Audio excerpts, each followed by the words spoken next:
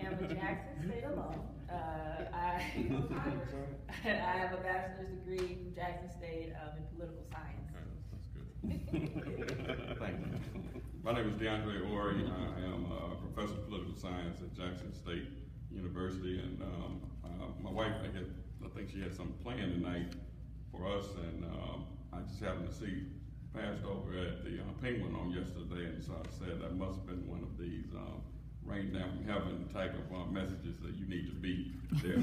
She actually was at a mayor's forum that she had to go to, so it worked out perfect. But I do research in the area of voting rights, but more recently I've decided to start looking at intra-racial attitudes of African Americans toward African Americans. And one of the issues that we've been looking at is the impact of what I call racially traumatic stressful events, which are issues such as, seeing Ferguson events take place and seeing that actually on social media, and how that actually physiologically impacts African Americans. And so we just got some equipment to actually do that, some medical equipment, so the students and I are going to be doing that. Going back to the question as it relates to the presidency and what impact I guess we expected him to have. I think that we also need to look at certain things like, for example, judicial appointments. I used to make that same case that, we look back at the presidency and we see, Clinton or some of these other Democrats, and we see that they didn't address specific issues related to African Americans. We just sort of dismiss them. But there are issues like judicial nominations that they're making and actually have approved that do matter. As it relates to Ferguson and the youth, I don't know whether or not that will be a good or bad thing for this upcoming election. I think that folk who live in impoverished areas, even though they're less likely to vote, I think it's even less likely now because of them being simply disillusioned. I think we have disillusioned citizens who believe that, there's nothing that's going to happen in this political system that's going to impact them. So we can talk about it. And my name is Carol Rose, and I've been practicing law for 37 years. I do a little bit of everything. I'm general counsel for the Mississippi Regional Housing Authority number 6, but I have focused most of my practice on for the last 37 years in the area of voting rights. I'm also general counsel for the Mississippi State Conference of the NAACP. And we've handled a lot of voting rights cases and also been involved on the legislative side, trying to get Congress testified and to try to get the Section 2 of the Voting Rights Act amended in 1982.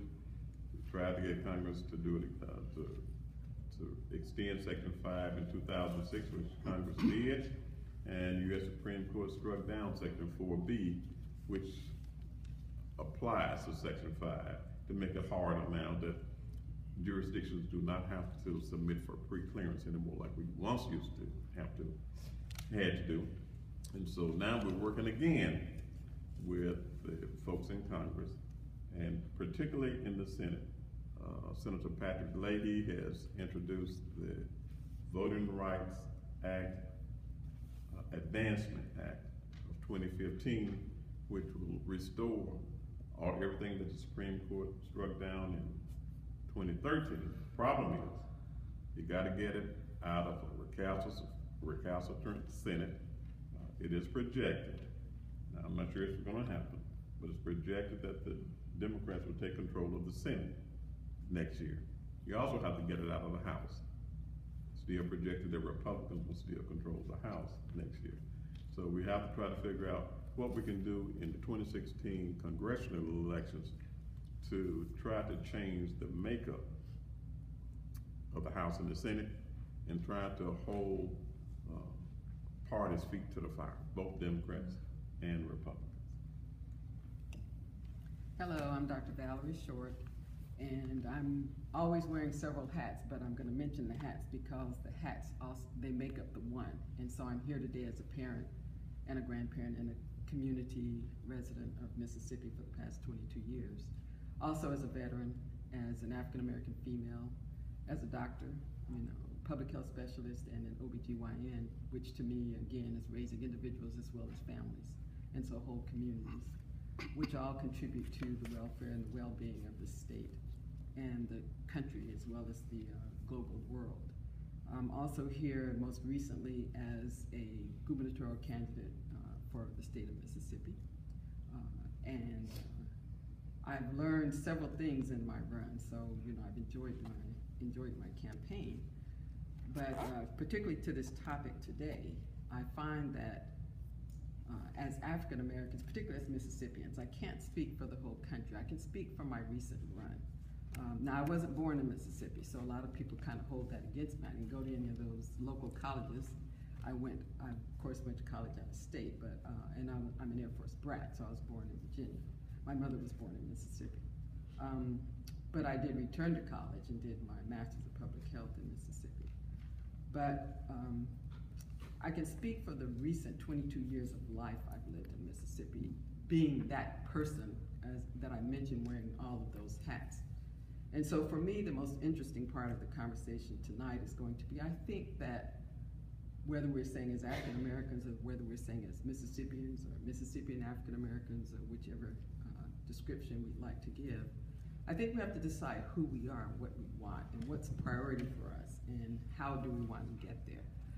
I'm also maybe one of the few on the panel who is a pro-Democrat. President Obama has done several things that have just inspired me, including inspiring me to run, that has improved my life tremendously, and I already have an MD. So that, as a family, as a parent, I've said before, I said this before an audience when I was talking about expanding Medicaid before. I will always be a President Obama, pro-President Obama person because of the things that I have benefited from since he's been in office over the last 8 years. And so I'm in healthcare, and that may have something to do with it, but I think to me it's more important as a parent. So as a parent, I've had a lot of benefits from him being in the office.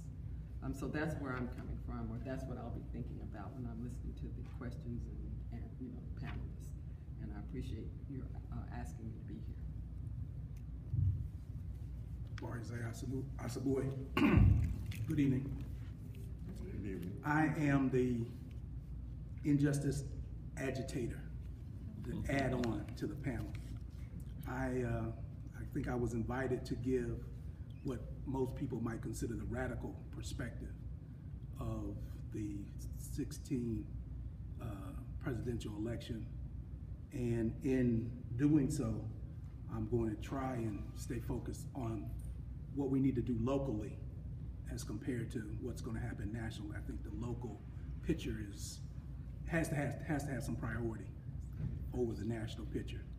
So from that perspective, I think that's why I was brought in.